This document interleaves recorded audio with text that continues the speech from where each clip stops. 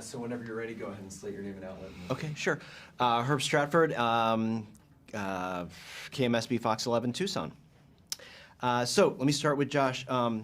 For somebody like Lenny, the approach that you and Bradley came up with, sort of the love story, that sort of approach, it seems like otherwise it would just be this unmanageable life story. Was that sort of all of a sudden the aha moment when you guys just said, this is the core? Yeah, I mean, I would really say it was Bradley's aha moment. I mean, I had spent a couple of years researching and trying to figure out how to tell a story, and I really was, I sort of was focused only on the ascent, up to 57, just because I couldn't get my arms around the whole thing.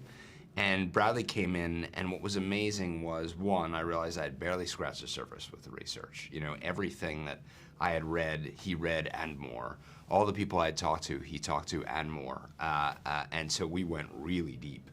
And Bradley was the one who really was like, this is about the marriage, right? This has got to be about the marriage, and that's what makes it universal. And so once he said, and he very much wanted to go for where the marriage struggles and then where, Lenny loses Felicia and, and falls apart. And that sort of became then a central cry for us throughout the process. It was really his genius insight to go there. So Kristie, having that family sort of engagement, I mean, you could make this movie to some degree without as much family engagement, but that must have been everything from them welcoming you into the Connecticut home and to sort of letting, sharing their clothes, I mean, everything. How was that like, to make this movie with such an engaged, participants family? Well, the Bernstein children were phenomenal from beginning to end with us, and we had worked with them. Stephen and I had worked with them before on West Side Story, so we had a familiarity with them. But Bradley really went in and said, "You three are the experts. You know more than I know. So tell me, show me. Tell me how it felt to be in that family and be raised in that family." And we portrayed, as Josh said, we portrayed the marriage, and so it was about the love and the family. And those children were a part of it, and so they were really helpful with the insight. And they could have just given us permission to make the movie and walked away, but they were very helpful from beginning to end. So Yannick, I'm actually a cellist, and so I know what it sounds like to be in the middle of an orchestra playing. Yeah. And that was one of the things that I think was so fascinating with some of the and I know the sound design that happened. But I mean, for you knowing that the audience is going to have a different experience, that must have been sort of rewarding, because I don't know if we've seen, I mean, yes, we saw Tar, but you know what I mean? I don't know if we've seen a conductor's story and to capture that. How was Bradley as a student? Was he great?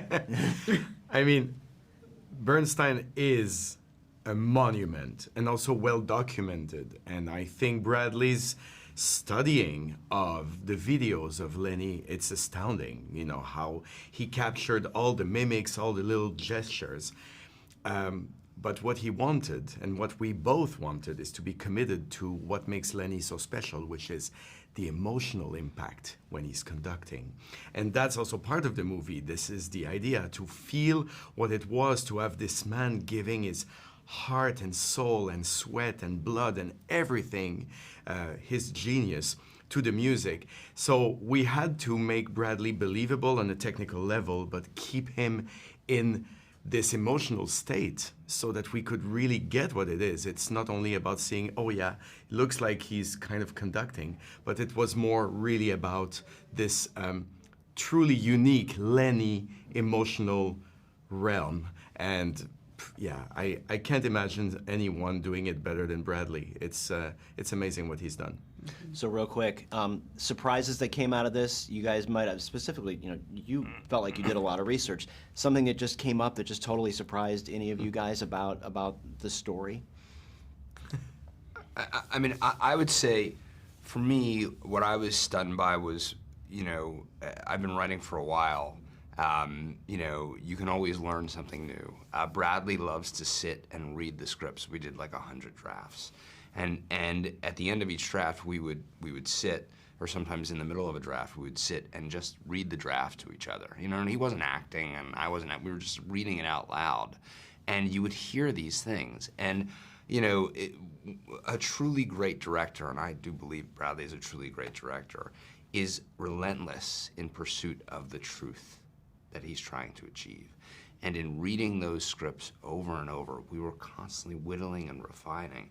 And I think this is true with everyone in all of the crafts, whether it's working with Yannick or whether it's working, on the makeup with Kazu, that relentless pursuit of the truth, of this marriage, of this man, of this music, it was just an extraordinary journey to be part of. Yeah, it was the prep work in the search for authenticity. Authenticity, that's, I agree. This is a commitment, and that doesn't happen that often, and we need to celebrate that because that's one of the reasons why this is a great work of art.